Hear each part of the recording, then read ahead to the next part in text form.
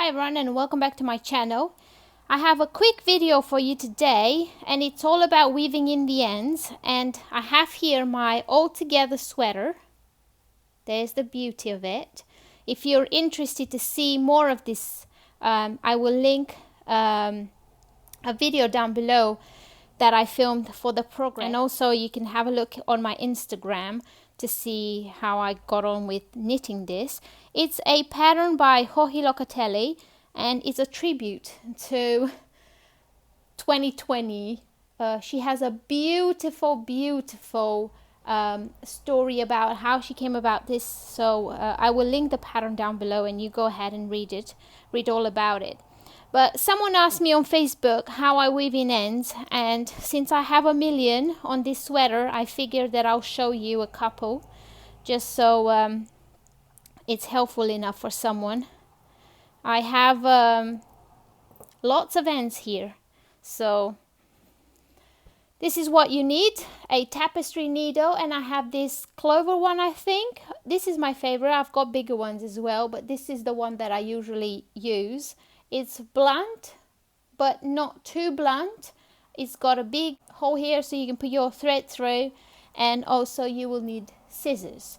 Now the yarn that I'm using here is a cotton merino blend, so it's not as easy to weave in as, for example, 100% wool. 100% wool yarn, it's very easy to weave in. Let me just show you on this sample that I have. This is 100% wool. Because it's 100% wool, it sticks to itself and it felts on itself, so it's not very hard to weave it in. All you need to do is thread your needle,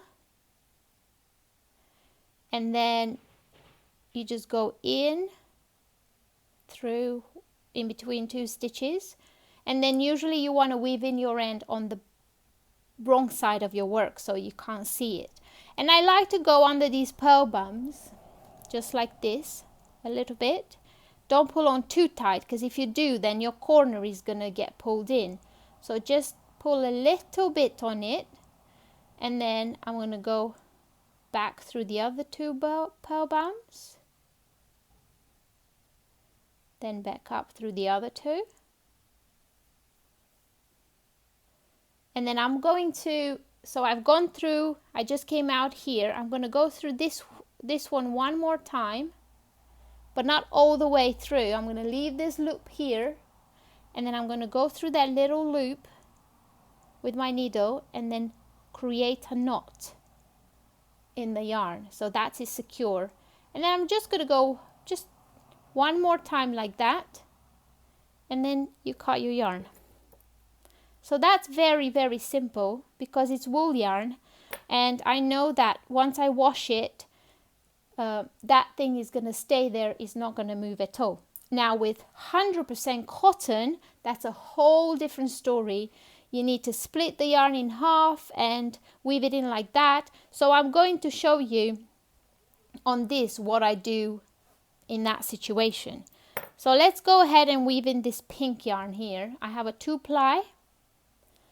So I'm going to thread my needle through like this, and then you kind of want to go under with your hand so you don't sew your garment front and back.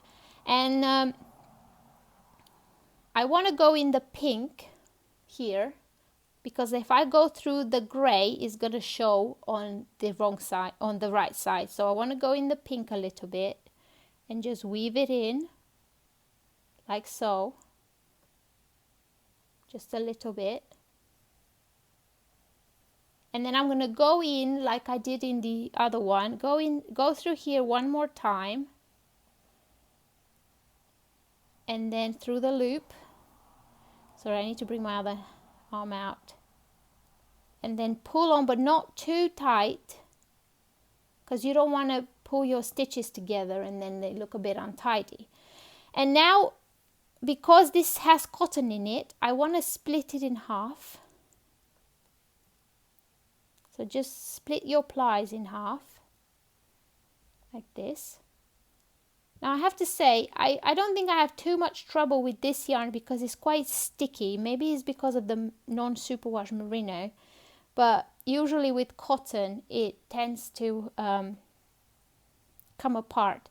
So I'm just going to take one of the plies and I'm going to weave in one of the plies, and this time because it's so thin I'm going to go through the pearl bumps a little bit, through the grey pearl bumps, just a little bit, and the pinks.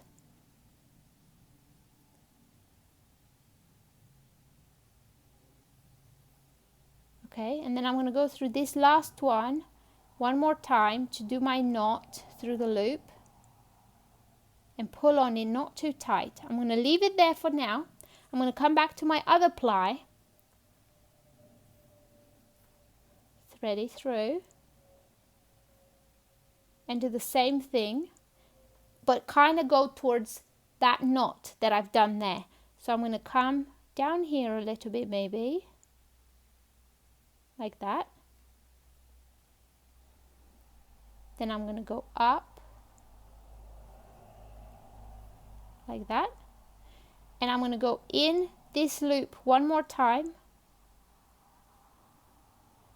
and just before I pull all my thread through I'm going to go in the loop with my needle to create a little knot, not too tight.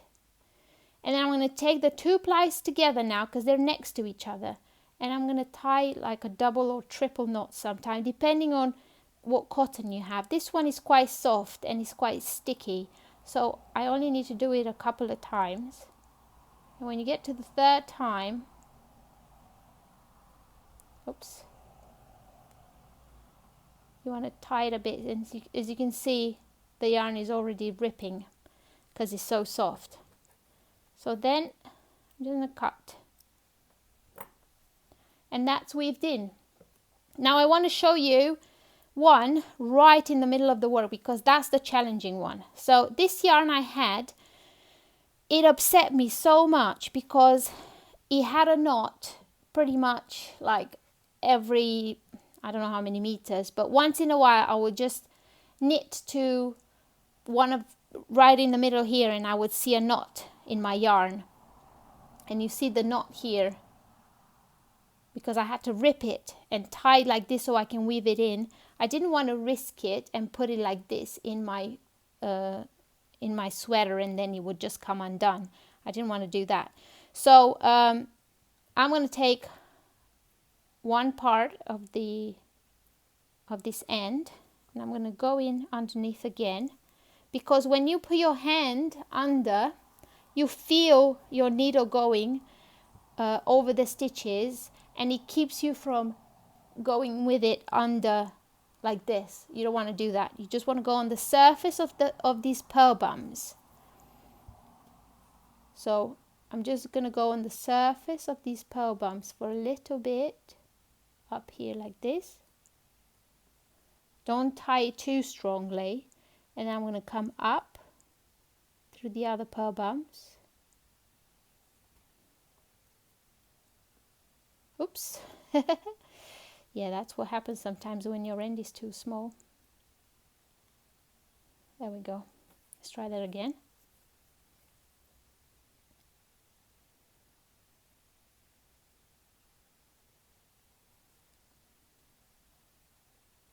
There we go.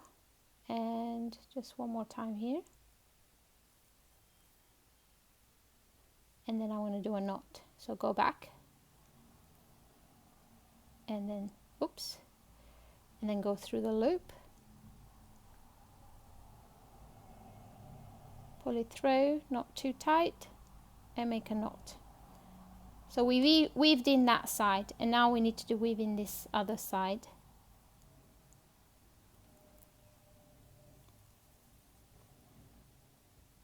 So we're going to go up this way now.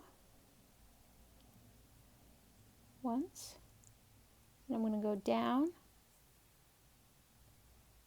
And then I'm going to go down this way, just so I can meet with the other end right here.